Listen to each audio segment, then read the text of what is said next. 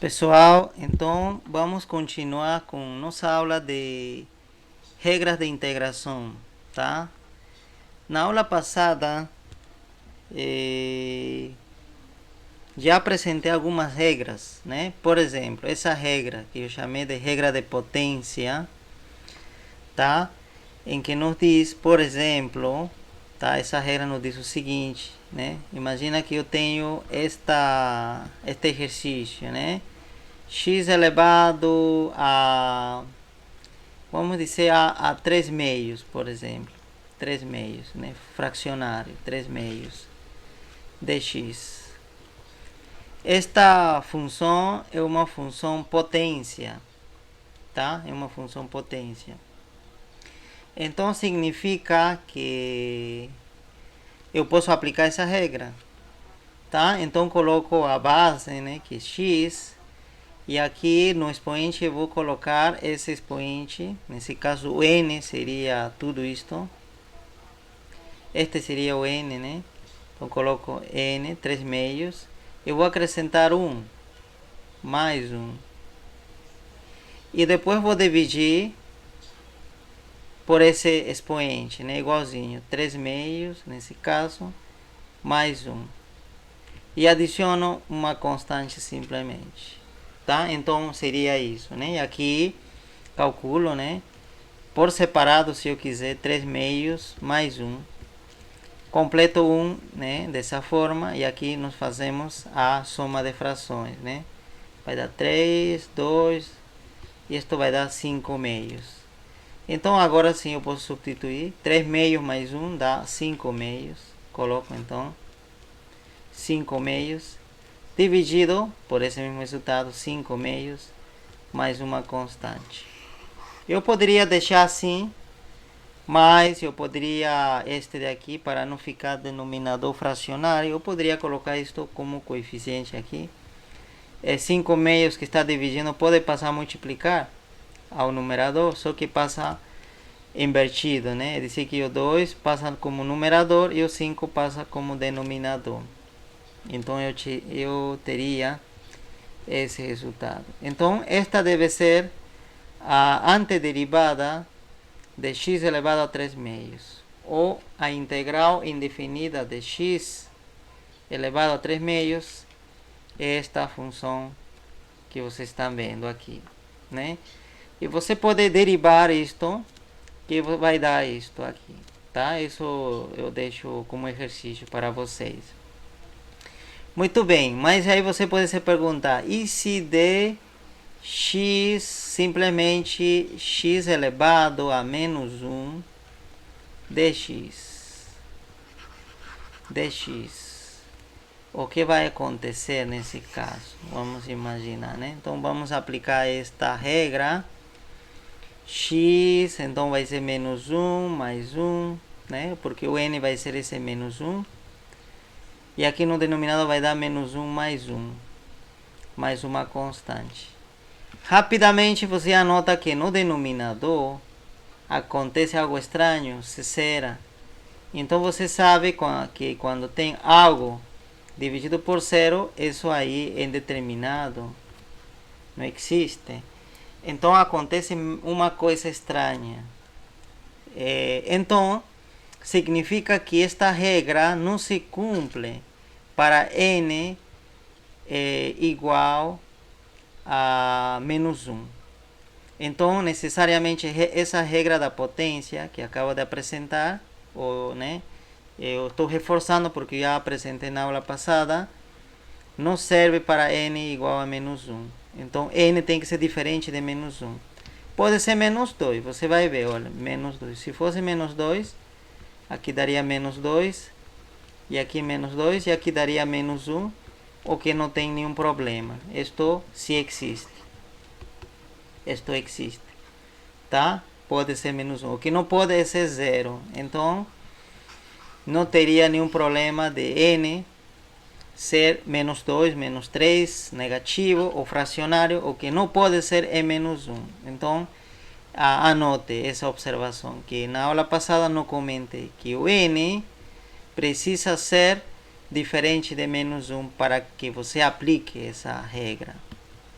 Mas aí você diz, e que acontece, o que vou fazer se acontecer isto? X elevado a menos 1. Então o que vou fazer? Você sabe que x elevado a menos 1 é a mesma coisa que 1 sobre x. Então isso daí seria 1 sobre x. Tá? E como que vou resolver isso? Você lembra, a derivada de que função é 1 sobre x?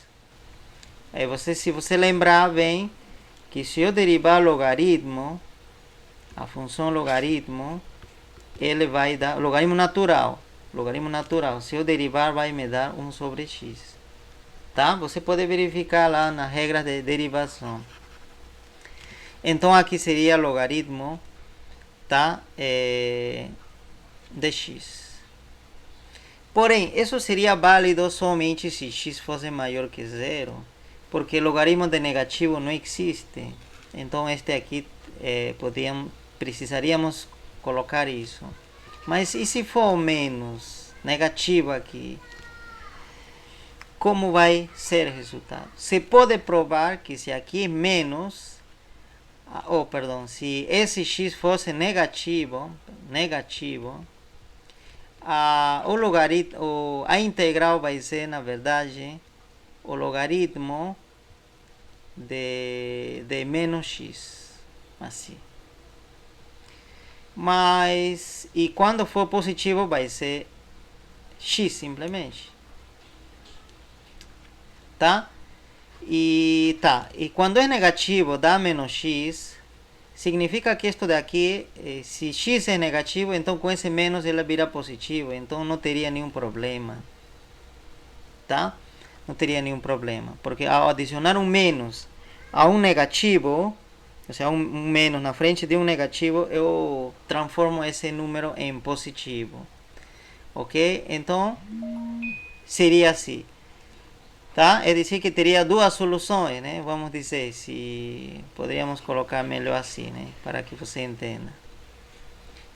Tá? Se daria logaritmo de x, se x, vou colocar melhor somente assim, se x fosse maior que zero. Porém, se for menor, se x fosse negativo, precisa ser assim. E pode-se provar que isso vai ser verdade. Tá? Muito bem. Então eu tenho duas respostas, né? Mas existe uma forma de colocar de uma forma mais compacta isso. Você lembra que se x é positivo, então o valor absoluto do x é x mesmo. Porém, se x é negativo, né, estamos aqui, se x é negativo, né, eu tiro o valor absoluto de x, então eu preciso acrescentar um menos na frente. Tá certo? Então o valor absoluto, quando x positivo, é x. E quando x é menor que zero, é menos x. Isso que significa? Isso significa que isto daqui é valor absoluto. Tá? Porque quando é x negativo, olha, é menos x. E quando é x positivo, é x simplesmente. Então, tudo isto, essas duas fórmulas podem ser resumidas simplesmente assim. Logaritmo natural de valor absoluto de x. Eu vou substituir esse argumento por valor absoluto de x. Então, essa vai ser a regra. Apago tudo isto. Então, a regra vai ser essa. Logaritmo natural de x. Claro, e mais uma constante. Logaritmo natural de valor absoluto de x, tá? Então, não se esqueçam de colocar esse valor absoluto. Por quê?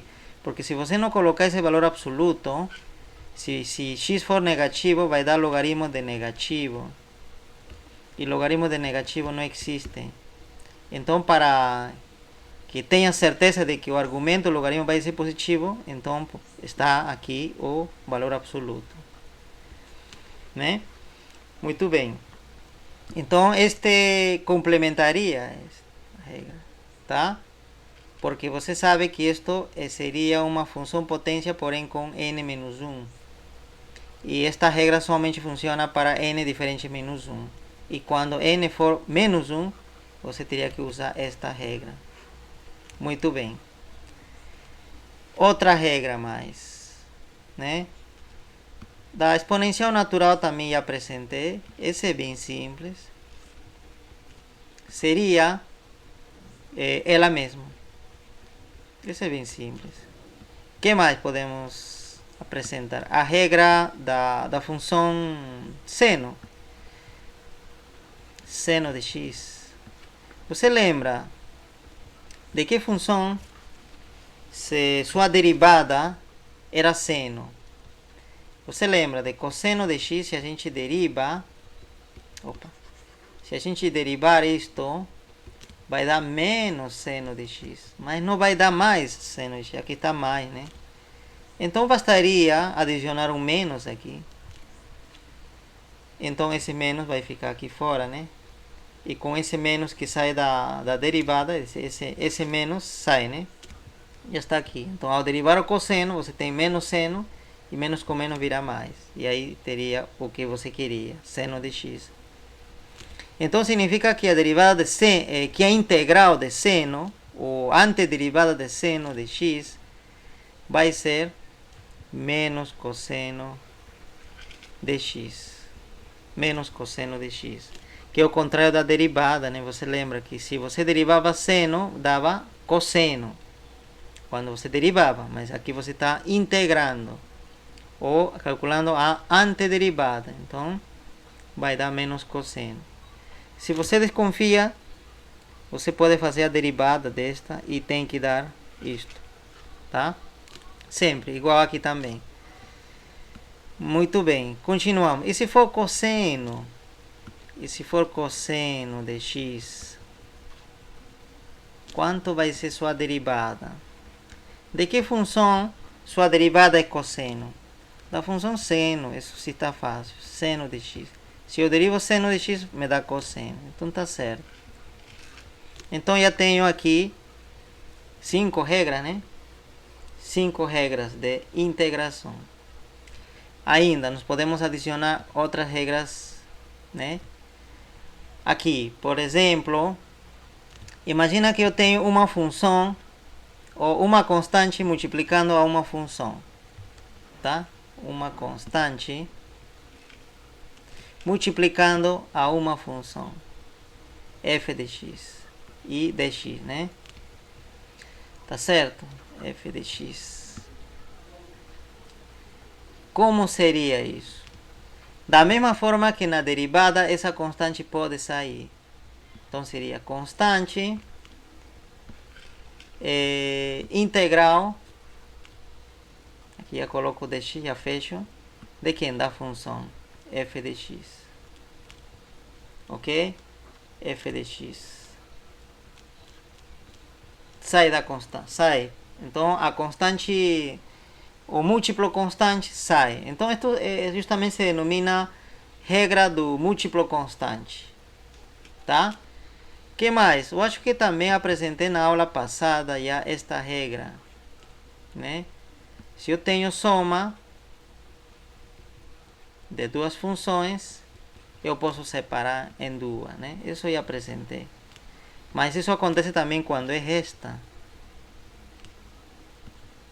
Quando é resta. Então, este seria integral do primeiro. Tá? Eu vou separar aqui. E aqui integral do segundo. Tá? Então, seria do primeiro fx. E segundo g de x. Claro, se aqui for mais, aqui vai ser mais. Se aqui for menos, então aqui também vai ser menos. Tá? Muito bem. Então temos já essas regras que nos permite resolver exercícios. Tá? Eu acredito que isso é suficiente. E você poderia dizer, olha, mas e se multiplicar fx vezes g de x? E dx. Eu poderia separar, então, assim, f de x, dx, e g de x, dx. Eu posso fazer integrar cada um por separado, depois multiplicar o resultado. A resposta é não. Da mesma forma que na derivada. Você lembra que na derivada existia uma regra especial, né? Que era a regra do produto, né? para resolver essa situação, né? Que era uma regra especial, não era simplesmente derivar a cada um.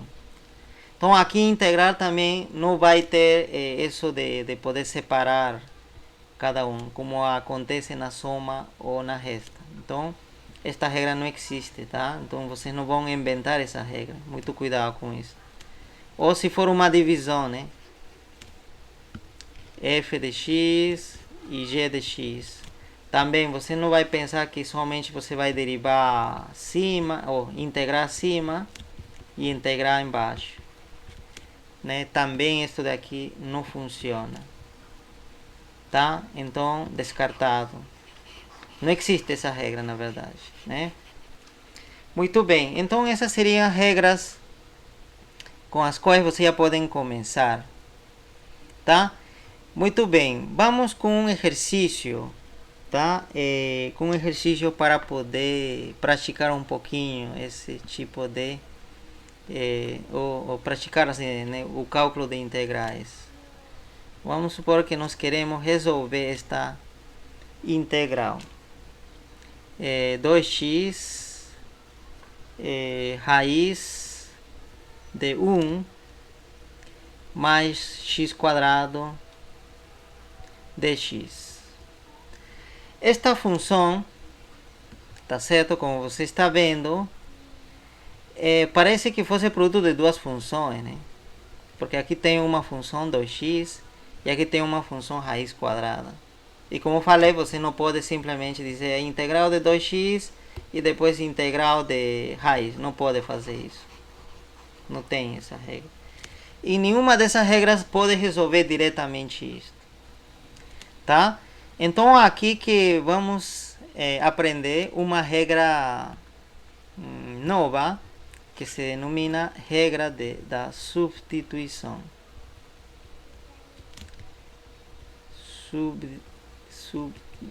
Substituição, tá? Regra da substituição. Em que consiste? Justamente consiste em uma substituição de variáveis, tá? Por isso que é substituição. Então aqui eu vou fazer uma substituição de variáveis e você vai ver que esta integral vai ficar bastante simples, tá? A substituição que vou aplicar aqui não pode ser qualquer coisa. Sempre vai ter uma substituição adequada e só com ela que vai funcionar. Pode ser que com outra não funcione. Então o que vou fazer é chamar de u a todo isto daqui. A 1 mais x ao quadrado. A isso que vou chamar de u. Tá certo? Esse é meu u. E então agora eu vou ter, né? Minha integral vai ser 2x raiz de u dx, né? Claro, ficaria assim. Se isso estou chamando de u, ficaria assim. Porém, meio estranho, né? Porque aqui eu tenho duas variáveis, x e u. Então eu preciso me decidir com qual variável eu vou trabalhar. Então preciso transformar esse diferencial de x, né, a um diferencial de u. Mas não é simplesmente escrever du, senão vai existir uma fórmula para calcular diferencial de x em função de diferencial de u. Então nós precisamos fazer isso. Então eu vou calcular o diferencial de u. E como se calcula o diferencial de uma variável?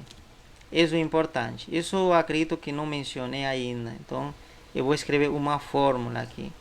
A diferencial de uma variável vai ser a derivada dessa variável em relação a x, que aqui está x, multiplicado, então aqui eu vou colocar linha ainda, né? Multiplicado pelo diferencial de x. Ou aqui, esse pode ser considerado como se fosse uma função, tá? Uma função u, né? Função, né? U. E essa função u depende de x. Então, a diferencial dessa função é igual à derivada dessa função em relação à sua variável independente, x, multiplicado pelo diferencial de x. Tá? Essa é a fórmula, então não devemos esquecer isso. Tá? Então, eu vou reescrever aqui. Imagina que tenho u em função de x, né? Justamente, esse aqui é uma função de x. Então, diferencial de u vai ser essa função, derivada dessa função em relação a x, e depois multiplico isso pelo diferencial de x, simplesmente. Tá? Aqui eu posso colocar x ou não, simplesmente coloco linha, porque o depende somente de x, então não vai dar nenhum problema.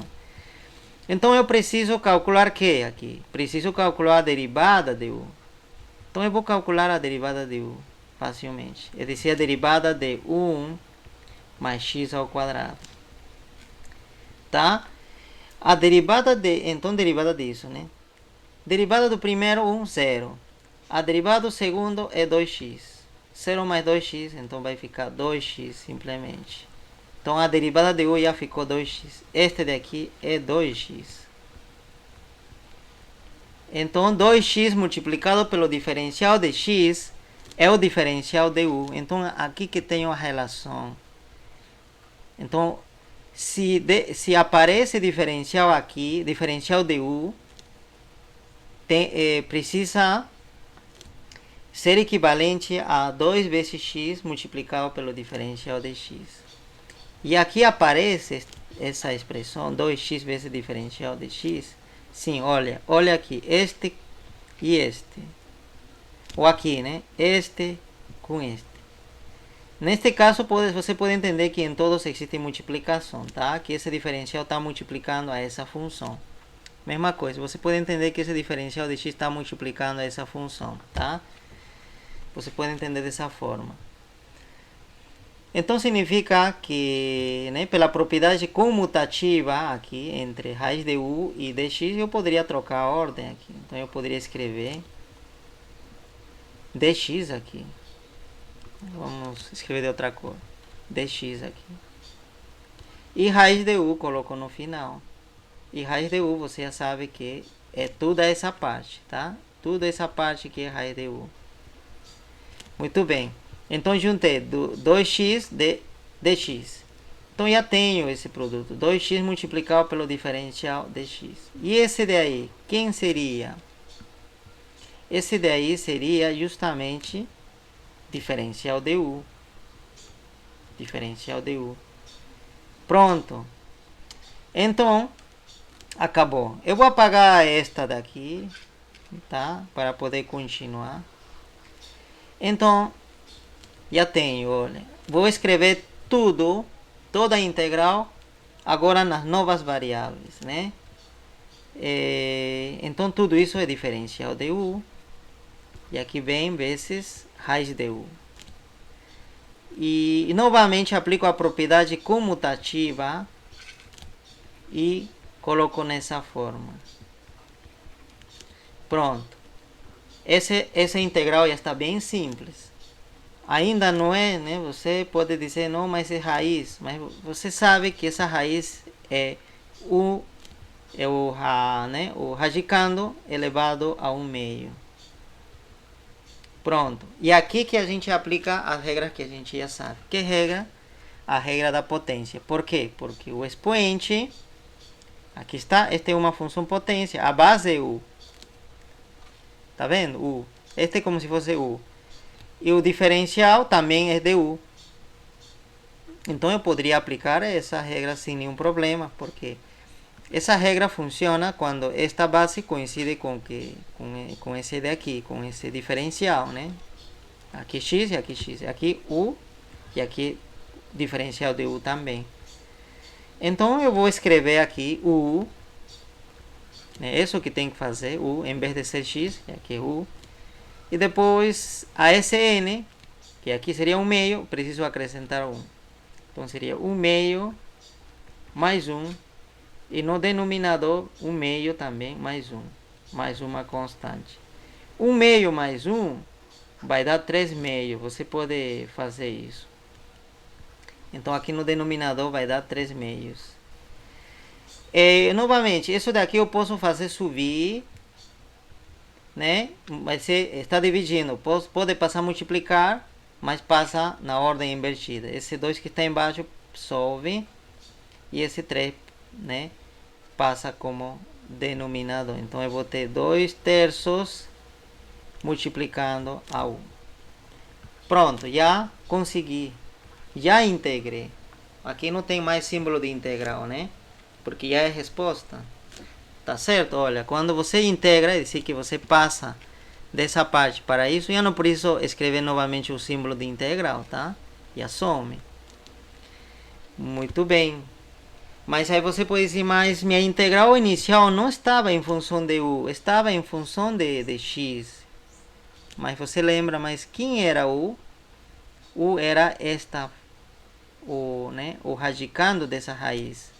Então eu vou apagar esse u e vou substituir por esse.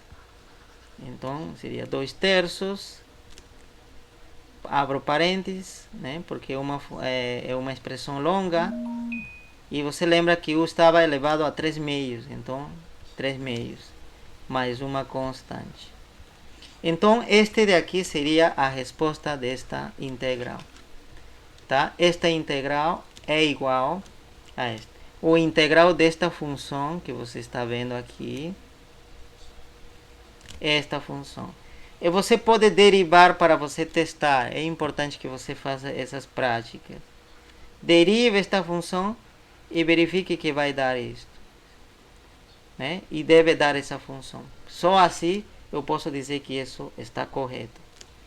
Ok? Então, já estamos conhecendo um pouco sobre a regra da substituição. Na próxima aula a gente vai reforçar mais. Vamos a falar com muito mais tempo, com muita mais calma sobre essa regra, tá? É muito importante essa regra. E nos exercícios que eu deixei para vocês, né, vocês vão aplicar principalmente essa regra da substituição, tá? E aí já nesse exercício até diz quanto, né, quanto vale u. A u vai dizer aqui, aqui a expressão. Então já isso facilita bastante. Então você não vai procurar saber, né, a que expressão você vai igualar a u, como neste caso eu fiz, né? Porque eu poderia ter igualado a u esta parte. Porém, se eu fizer isso, eu acho que a integral vai ficar mais complicado, né? Mas no caso de vocês, dos exercícios que eu deixei, já diz que expressão vai ser igual a u. Então bastaria que você use esta regra e você faça aparecer diferencial de u na sua integral, como eu fiz, tá? É isso. Então eu acredito que vocês já podem começar a resolver esses exercícios, tá certo? Então vamos parar aí.